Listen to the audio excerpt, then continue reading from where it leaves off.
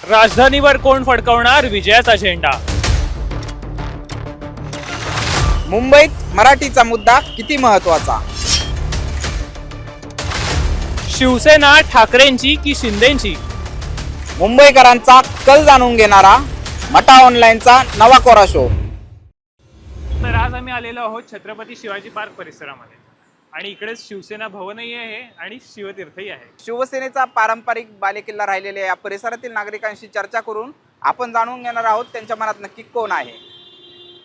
चला जाऊयात पार्कात.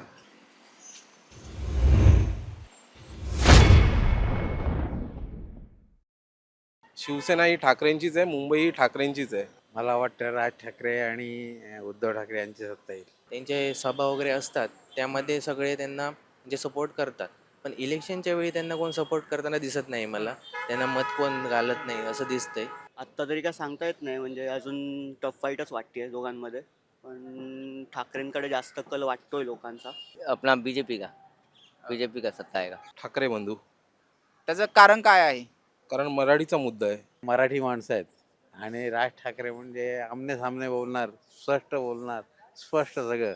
आणि मराठी माणूस मराठी माणसासाठीच काय करू शकतो, बाकी कोण नाही करणार. पण मला ना राज ठाकरे आणि उद्धव ठाकरे यांच्याविषयी मनात ममत्व आहे, कारण ते मला आवडतात.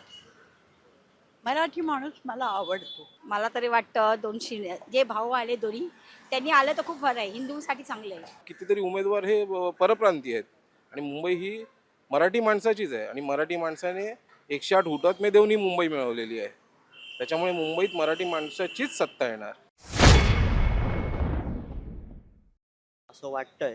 व्हायला तर पाहिजे फायदा. एकदा तुम्ही लोकसभेमध्ये दुसऱ्यांच्या बाजूने उभे असता, नंतर तुम्ही अचानक दुसऱ्या बाजूने जाता, त्यामुळे डोक्यात गोंधळ निर्माण होतो आणि गोंधळ निर्माण झाले की सामान्य माणसांच्या मनात पहिल्यांदा शंका निर्माण येते त्यांच्या इंटेन्शनबद्दल. आणि जर ते दोघे आता एकत्र आले आणि त्यांनी काही चांगलं काम करायचं ठरवलं, it may not be a bad alternative also. Normal म्हणजे आता रस्त्याचे प्रश्न झाले, खड्ड्यांचे प्रश्न झाले, त्यानंतर जे वृद्ध व्यक्ती आहेत त्यांना बसायला वगैरे जागा हवी, त्यांना फिरायला वगैरे जागा हवी, त्यानंतर पार्किंगचे प्रश्न झाले, त्यानंतर गार्डन्स वगैरे पाहिजेत, मैदानं पाहिजेत मुलांना खेळायला. खूप आमच्या शिवाजी पार्क एरियामध्ये बरीच बांधकामं चालू आहेत. तर महत्त्वाचं आता माझ्या तुम्हाला आवाजावरनं कळत असेल, इतकं पोल्युशन रेट वाढलेलं आहे की खूप इन्फेक्शन्स होत आहेत, माणसं आजारी पडत आहेत. कामं सुरू करतात, नवीन नवीन कामं सुरू करतायत, पण आधीची कामं तशीच ठेवत आहेत. त्यामुळे त्यांचं लक्ष देणं त्यांना हे आहे, जे लक्ष दिलं पाहिजे त्यांनी. नाही, मराठी झालं तर चांगली गोष्ट आहे, आणि मराठी नाही झाला तरी पण मुंबईसाठी जो चांगलं काम करेल, मुंबईला ज्याला चांगलं काम करायची इच्छा आहे, तो झाला तरी चालेल. माझा भाषेशी पूर्ण संबंध आहे. मी अतिशय मराठी भाषेसाठी स्वाभिमानी आणि अभिमानी आहे. आणि जर मुंबईचा महापौर हा मराठी असावा आणि सनातनी असावा असं माझं मत आहे. राज ठाकरे साहब अच्छा है, पण वो क्या शिवसेना के साथ मिल गए ना, तो अच्छा नहीं, उन्हें जीतेंगे इसकी वजह से. कारण की भाजपवरचा आता मुंबईकरांचा जो विश्वास उडालेला आहे.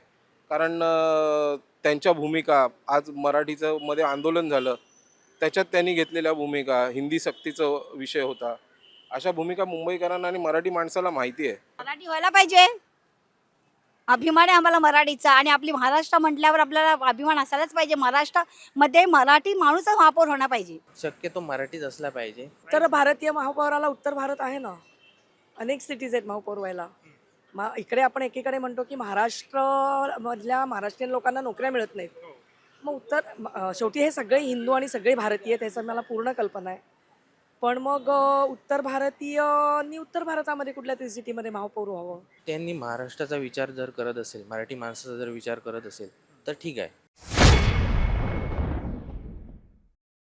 असं बघायला गेलं तर शिवसेना बाळासाहेबांची आहे. ती खोटी शिवसेना आहे माझ्या मते. धनुष्यबाण चिन्ह त्यांच्याकडे. ते असू द्या, ते काय ओरिजिनल तुमचं, या घरातून मी बाहेर पडलो तर तुमच्याकडेच राहणार ना, तुमचं चिन्ह तुमच्याकडेच राहिलं. मी बाहेर पडलो तर मी वेगळं केलं पाहिजे. तो ठाकरेंची ऑब्विसली बाळासाहेब ठाकरेंचीच असणार ना. रोडचे कॉन्ट्रॅक्ट कोणाला दिलेत ते बघून घेईल. नक्की. ज्यांना कॉन्ट्रॅक्ट दिलेत पहिले त्यांचे हे कोण आहेत नक्की जे आपल्याला खड्ड्यामध्ये टाकताय, हे लोक पहिले चेक करून घेईल आणि सगळे जाहीर करून टाकेल की हे लोक आहेत ज्यांनी आपल्याला खड्ड्यात टाकलेलं आहे. पोल्युशनबद्दल जरा हे करेन आणि स्वच्छता, रस्त्यांची जी कामं आहेत ती एकदम फास्ट फॉरवर्डकडे नेईन. बाळासाहेब ठाकरे मला देवासारखे वाटतात आणि माझे मामा वगैरे बाळासाहेब ठाकरेंच्या आजूबाजूला असायचे आणि आम्ही अगदी लहान होतो त्यावेळेला. आणि माईंचा एक निरोप आला होता आमच्या कम्युनिटीमध्ये की माईंना कुमारिका जेवायला लहान मुली पाहिजेत. तर त्यावेळेला मला कुठून तरी माझा नंबर लागला आणि मी बाळासाहेबांच्या घरी गेले होते कलानगरला. तिथे असा दगडी रस्ता होता, असं अडखळत असा जाणारा.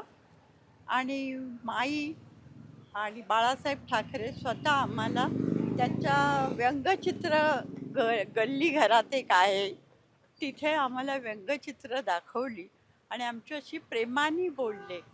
मला ती आठवण आहे आणि मला असं माहीत नाही की तो क्षण मी इतक्या वर्षांनी एवढ्या आनंदाने आठवीन.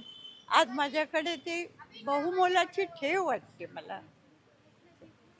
त्यावेळी बाळासाहेबांशी काय संवाद झाला होता? नाही आम्ही संवाद नाही झाला.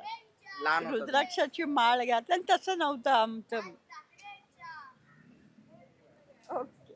तर ठाकरे आम्हाला देवासारखीच आहे. सगळे ठाकरे जिंदाबाद. त्यांच्यामुळे मी मराठी बोलू शकते. मी जवळजवळ 40 वर्षापूर्वी मुंबईत आले लग्न होऊन.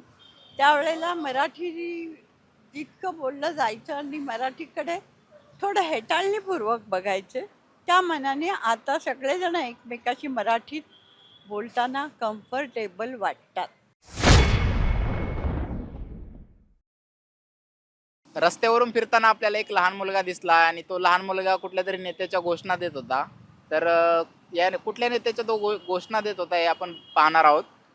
क्या बोल रहा था अभी? अमित साहब आगे बढ़ो, हम तुम्हारे साथ है. राज ठाकरेंच्या रितेश हो. एक नारा दिल से मन से, मन से एक नारा दिल से मन से. जीतेगा अमित साहब, राज ठाकरेंच्या रितेश हो. किसने सिखाया तुझे? ये मैं मनसे में झंडा हिलाता था, साइड साइड बोलता था. अभी सामने मेरे को 500 रुपये दिए थे.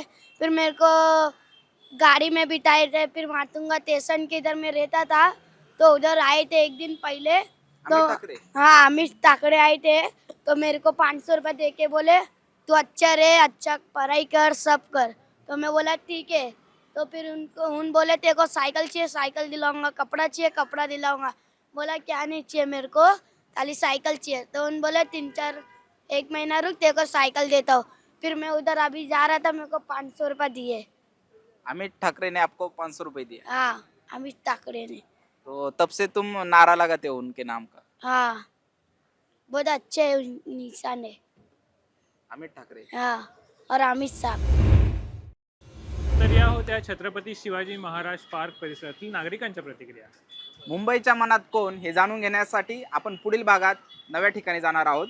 तोपर्यंत तुम्ही पाहत राहा महाराष्ट्र टाइम्स ऑनलाईन.